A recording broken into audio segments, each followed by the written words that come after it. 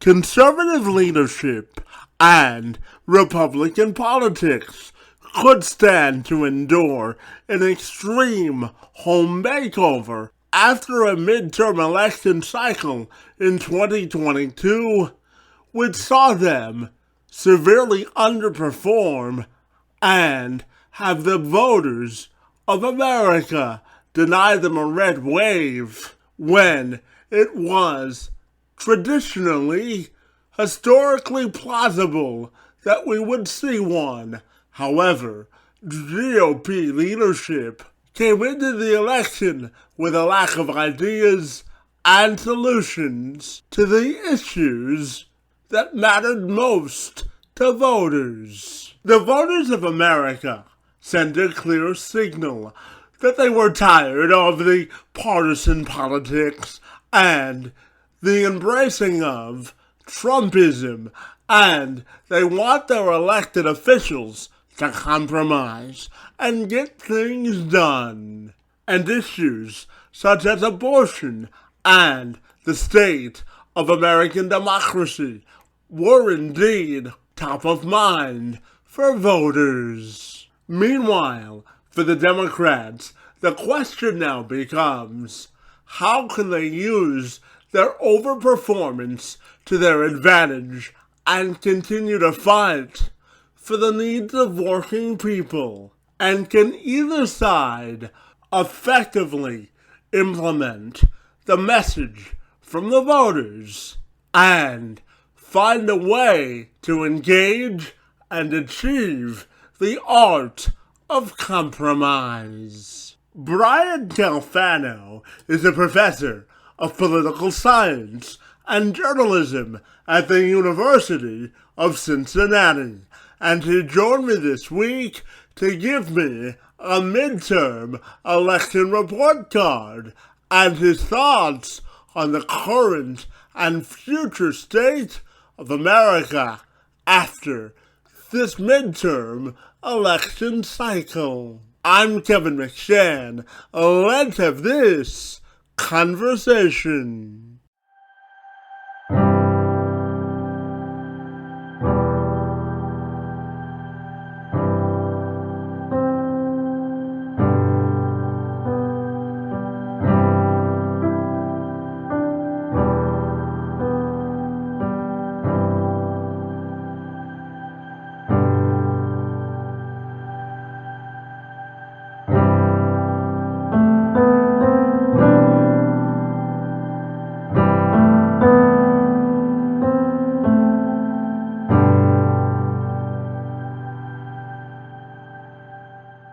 So, Professor, if you're ready, I'll take a moment to welcome you to the program, and I'm delighted to be with you this morning to talk about the results of the 2022 midterms. Great to see you this morning, and thank you so very much for being here. Yes, my pleasure. Thanks for having me. Absolutely. Professor, I'm going to start by asking you just your general thoughts on what happened during the midterms and why you thought that a red wave did not happen. Yes, excellent question. And there's a lot of folks who've been scratching their heads about that, particularly on the conservative or Republican side, because traditionally, as I'm sure you've mentioned before and people have heard, the president's party, in this case the Democrats, tend not to do well in the first midterm of a presidential term of 4 years. And there's only been 3 examples in the last 110, 120 years where the first term midterm election doesn't do substantial damage to the president's party in terms of the number of seats in the House and the Senate that it controls. This time around, all of the signs were pointing toward a red wave, as you mentioned, because the economy in the U.S. shows mixed results for people, with inflation at 40-year highs. You've got energy prices that are through the roof, and concern about global supply chains continue. People are concerned about the future and whether or not there'll be layoffs in other sectors besides tech, that's seeing a number of layoffs in recent days. So there's a lot of concern, at least there was on the Democratic Party's part, and rightfully so. But it is incumbent on any politician or any party to offer a reasonable alternative to voters. And if a party assumes that it's just going to win election because there's an unpopular president in office, or because the party in control hasn't done much to show for its time in control of the government, that party that wants to win those seats, it's not going to necessarily do as well as it might expect. The Republicans this time around simply didn't have much of an alternative to offer the American public, aside from saying that they weren't going to be the Democrats, or they were going to figure out exactly what went on with the 2020 election that was allegedly stolen from Donald Trump, and all those sorts of things that really, for the vast majority of voters, they're nothing burgers. People don't care about those issues. They care about the economy. They care about healthcare access. They care about national security. They care about what's happening potentially with Ukraine and with Russia and China and trade and all the sorts of things that involve the kind of day-to-day life issues that people encounter, not whether or not it's time to soothe a former president's ego by investigating what went on in the 2020 election when there's been no evidence of fraud or anything along those lines. So the Republican Party got a wake-up call that it simply cannot be a party about personality. It can't be a party that effectively is an adjunct or a vessel for one man. And in this particular case, I think it should have had that message driven home before this election cycle, but apparently it takes a while for politicians on either side to figure some things out. The red wave didn't happen because the Republicans did not offer a credible alternative to the Democrats in control. And even though, because of the numbers and the number of retirements on the Democratic side in the House, the Republicans will have control of that chamber by a pretty small margin, that's not the same thing as the wave they were predicting of, say, 20 or 30 or 40 seat pickups in the House and a pickup of enough seats in the Senate to have a majority. So you have to be able to offer an alternative to voters. And if you can't do that, a credible alternative, you can't expect that you're going to win an election in a country that's politically polarized to the extent the United States is today. Yeah, absolutely, Professor. And, I also wanted to ask you about ticket splitting. The most recent example of that is what happened in Georgia. A lot of people voted for the incumbent governor, but didn't necessarily vote for Herschel Walker in the Senate race there. And as you mentioned, the Republicans did maintain control of the House, but it is with that slim margin. So just talk about ticket splitting and, of course, the challenges that the incoming Speaker, Kevin McCarthy, may face in January. Ticket splitting is a phenomenon that some folks probably thought went the way of the dodo bird several election cycles ago, because the conventional wisdom is that with polarization increasing, people, especially if they're partisans and they identify for one party or the other, they will effectively just go down the list and say, okay, I'm going to vote all Democrat or I'm going to vote all Republican. It doesn't matter about the race. What this showed with the example you're talking about in Georgia with Brian Kemp, the governor, and Herschel Walker, the Senate candidate, is that individual campaigns and candidates matter. They still matter. You can't just put an R or a D next to your name and do whatever you want and assume that people are going to vote for you. To some extent, Donald Trump was able to get away with a lot of things because I think Donald Trump is in a certain class of his own in terms of politics and in terms of the kind of following that he commands. But other candidates, even if they're former celebrities, even if they have a national following like Herschel Walker, you just can't pull off those kinds of antics and expect that you're going to win. And in this case, the lesson to draw from this is you still have to run candidates who are relatively competent, who present an articulate and coherent vision for what they want to do in office, and draw a policy distinction with the opponent, with the other side. And in the absence of doing that, it's not a guarantee you're going to win anything. And I think that's what you're seeing with Herschel Walker. With Brian Kemp, you're seeing somebody who is effectively governed in Georgia, and whether you like his policies or not, he's at least been a fairly competent administrator for the state. So even though he had a run-in or two with President Trump, and Trump wanted to get rid of him, The end result is still, as you see, Brian Kemp holding onto his seat because voters, I think, are a bit more sophisticated in terms of how they look at these candidates and how they look at these ballots. In terms of McCarthy, he's going to have a big, big challenge because he does not have a large majority going in. And the number of sort of extreme right-wing MAGA or Trump-supporting type candidates that are in the House Republican caucus right now is quite large for the number of seats they control. That means McCarthy's going to have to spend a lot of time kowtowing to the more extreme positions and preferences of those members, which will make it difficult for him to come to any kind of compromise with even Mitch McConnell, his Republican counterpart in the Senate, let alone Chuck Schumer, who will be the Senate Majority Leader most likely, and whomever ends up being the Democratic leader in the House. Those four have to work together to get anything through the two chambers to get legislation to the president's desk. And McCarthy really is going to have a hard time getting those House members to cooperate. I think you're looking at a House that's going to essentially be in shambles. And he is basically going to be in charge in name only, the ones really running the House in terms of keeping legislation from getting to the floor, or also just keeping any kind of compromise that benefits the Democrats or the president from happening. What will be that core group of MAGA House Republicans who are digging in and looking ahead to 2024, not what they're going to do to govern over the next 2 years in the House. Well, it's a cautionary tale of be careful what you wish for, right, Professor? True. Yes, exactly. And just before we go to the Senate side of things, Professor, I'm curious to get your thoughts on Nancy Pelosi stepping down as a Democratic leader of the House and sort of the legacy that she left for that position. Well, certainly historic. First female speaker in history, highest ranking female in history, at least in terms of Congress. And she was until Kamala Harris became vice president. So she had a number of years there where she was second in line to the presidency.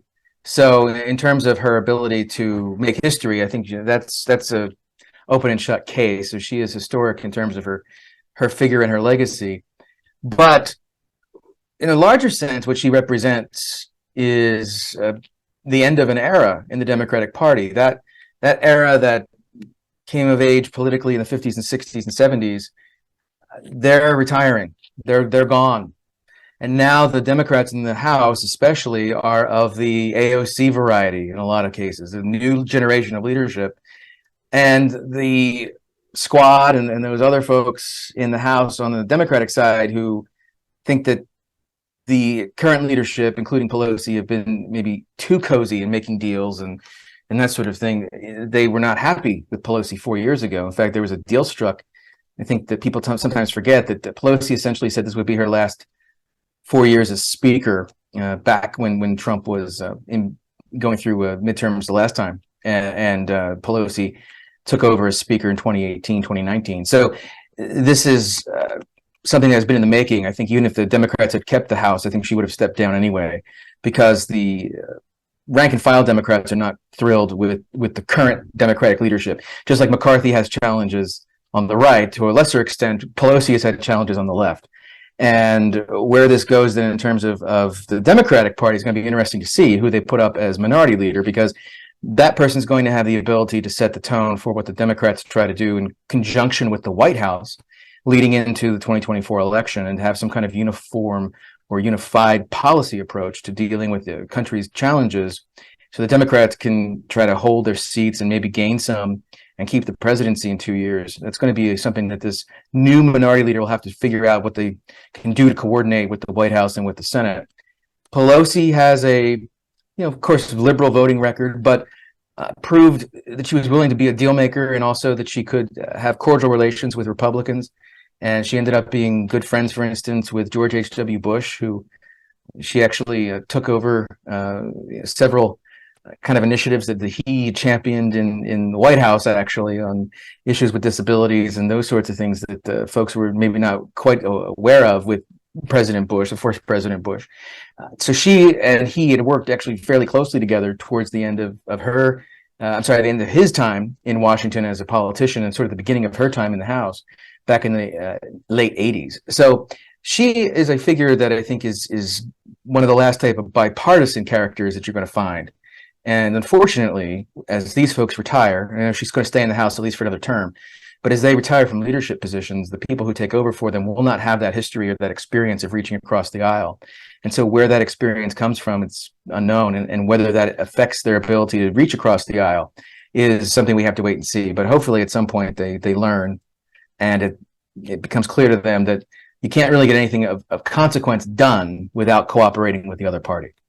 Yeah, absolutely. And, Professor, I want to shift over to the Senate side. Obviously, Florida Senator Rick Scott was in charge of making the case for Republicans in the Senate, and he really did not do a very good job of that. And certainly, Mitch McConnell talked about candidate quality. So just talk about the Senate side of things. How significant you think it is that Democrats have maintained control of that chamber of Congress? It's less dramatic because the expectation was, I think, lower that the Democrats would actually take the Senate. But you're right, in terms of candidate quality. I mean, this was Mitch McConnell's way of saying that we have some characters, shall we say, that were out there in some of these races that may not be able to carry the day. And he was proven correct. And that's an important point for people to realize, because the narrative since 2016, when Trump surprised a lot of people by winning the election, is, well, this is the new way to win if you're Republicans. We just have to do what Trump says, and we have to go with the candidates that Trump backs, or we're not going to win any elections. And in this election cycle, we found that to finally, be kind of the misunderstanding, I think, of the electorate writ large, that you don't have to follow every whim of a former president who is essentially a kind of a personality cult leader in a way. I mean, he doesn't necessarily have the best interest of the Republican Party in mind. He has the best interest of Donald Trump in mind. And so when it comes to endorsing candidates, he's looking more at loyalty for him and for his brand, his political brand, if you will, not necessarily what's best for conservatives or Republicans. And so McConnell pushed back on that. And I know he and Trump had their differences because of McConnell's unwillingness to claim that the 2020 election, was fraudulent and not to go along with the certification for Joe Biden. But beyond that, the vision that I think McConnell has for the Republicans is to be the party of conservatism and the party that focuses on essential policy issues, not getting wrapped up in personality cult issues, as you found with Donald Trump. And that's where they split. And that was the big test, almost, that people weren't necessarily focused on as much because they were thinking about, the Democrats or Republicans controlling the Congress. But the other big story there is, in terms of Republican fights and what's going on in that party, the McConnell side essentially has scored huge victories by showing that, yeah, we should have done much better with this supposed red wave. And we didn't, in large part because voters rejected many of these Trump-backed candidates because they just weren't good candidates. They may have been loyal to Donald Trump, but that doesn't get you a victory in an election. And so it's not a surprise to me that McConnell kept his seat in terms of being minority leader, kept that position, that Rick Scott made a challenge. It was something that he felt the need to do, but I'm sure he planned that challenge a while ago, assuming that the Republicans were going to do much better in the midterms than they did. And he went through with the challenge anyway, and he got his head handed to him. And I think that's encouraging, really, for Republicans looking forward in terms of what they're doing in the party and in the future, because Donald Trump's not going to be around forever, whether you like him or not. So you can't really build a party around a personality. That's just never worked. And it's never been Republican politics. They've never built an entire party around a personality. They just haven't. Not even Ronald Reagan. Reagan and Reaganism, they were about ideas. They were about the form of government, the reach of government into people's lives. It wasn't about Ronald Reagan as a person, saving the country and all this sort of thing. So the entire approach that the Republican Party has taken to this almost hero worship of Donald Trump is unprecedented, really, in the party. And it's not befitting of the Republicans and their history and their ideology. And I think getting back more to policy discussions and what their view of government is in the lives of individuals, that's going to serve them much better going forward in these elections, not carrying water for Donald Trump.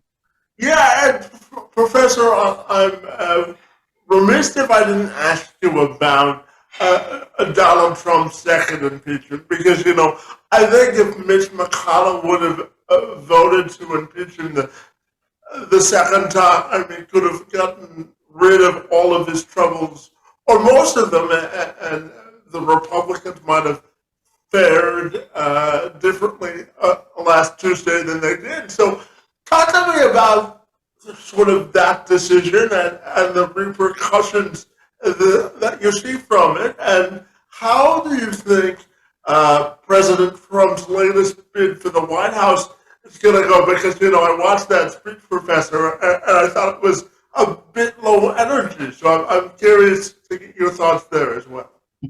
Sure. Yeah, and I've got about 3 minutes left to answer these questions before I have to jump on the call. I just wanted to make you aware of that. In terms of the second impeachment, I think that was a missed opportunity for Democrats, because I don't know that they put their eggs in the right basket in terms of talking about Trump inciting a riot and going against the Capitol. They should have pushed on the idea that he was the chief law enforcement officer of the country, and he sat on his hands for 3 hours while the Capitol was ransacked. That, to me, is a dereliction of duty, and is a abrogation of your responsibility as commander-in-chief. And I don't know why they didn't make that the point for that second impeachment. But, in terms of his second run, or third run, really, which is what this is for the White House, I think he learned a bit in the last week about, the lessons from the midterm outcomes, and essentially saying this can't be about Donald Trump anymore. I have to talk about policy, which, to his credit, he did, which is why you may think it was a little bit more of a low energy type of speech, because he wasn't doing his usual shtick and he wasn't making his usual off the cuff comments and jokes. In this particular case, I think it shows that Trump realizes that he missed the message, and he is having to recalibrate his presentation if he expects to be competitive. But I'm still sort of skeptical that he's actually going to run. And I know he announced, but anybody can announce anything in a press conference. What the tell will be is in the several months ahead, how organized his group is in terms of getting folks on the ground in the different states, where he would have to actually wage effective campaigns if he wants to win the primary, let alone the White House in 2024. If you see that kind of investment happening and that organization of his state party groups, basically, to push for his name on those ballots in the states, and you see that happening with any kind of coordination, then I'll be a little bit more, convinced that he's actually running. In this particular case, I think it was more of a PR stunt to keep his name out there and to keep him dominating the headlines for the Republican Party, given that he sees that, he has a lot of egg on his face right now, given the outcome. Yeah, and finally, my final question for you is about priorities, Professor. How effective do you think this Democratic Senate majority is going to be, and how do you think the House will govern moving forward? Let's talk about priorities very quickly. Well, the priority for both chambers has to, I think, be what they're going to do with the budget. That's always something that comes up, and they kick it down the road in terms of what they're going to do with the continuing resolution and funding levels for the discretionary parts of the budget, particularly defense, which commentators are saying now the U.S. military really needs to be retooled and rebuilt in several areas. And so there's all kinds of issues like the Farm Bill and all sorts of things that are coming up that need renewal in the next year that you're going to have some kind of inter-party cooperation on to make happen. And if you don't have it, you're going to have both parties blamed by voters, I think, in 2024. But neither party at this point, I think, wants to sort of tip its hand as being the one making the compromise first. And that's always the challenge, because, you have to have one group come to the table to make that kind of overture for that concession and to get something done. I think it's actually going to be President Biden, who has to come in and try to cajole the chambers and the parties controlling both to come together for a meeting of the minds and for a way to compromise, because the effectiveness of those compromises really will reflect on him and his ability to run again in 24 if he decides to do that. So I actually don't expect that you're going to see much in the way of an agenda coming out of Congress. It's going to be something that Biden's going to have to step up and ask and push for and try to get cooperation from both sides of Congress and figure out what they can do together. And, looking again at McCarthy and what his issues will be with keeping that House caucus in check, I don't know how excited we should get about any kind of big ticket compromises coming out over the next 2 years. But we'll have to wait and see. Hope can certainly spring eternal in U.S. politics. Yeah, absolutely, Professor. And I want to thank you for being here today to answer my questions about the midterm elections. And just very quickly, if people want to get connected with you, my friend, what's the best way they can do that? Sure, you bet. Feel free to reach out to me on Twitter. The tweet, or the handle, as they say, I guess, is at B Calfano, BCALF like in Frank, ANO. Fantastic. Well, Professor, I wish you all the best this holiday season. And again, I really want to thank you for being here to answer my questions about the 2022 midterms. It's most appreciated. My pleasure. Thanks so much.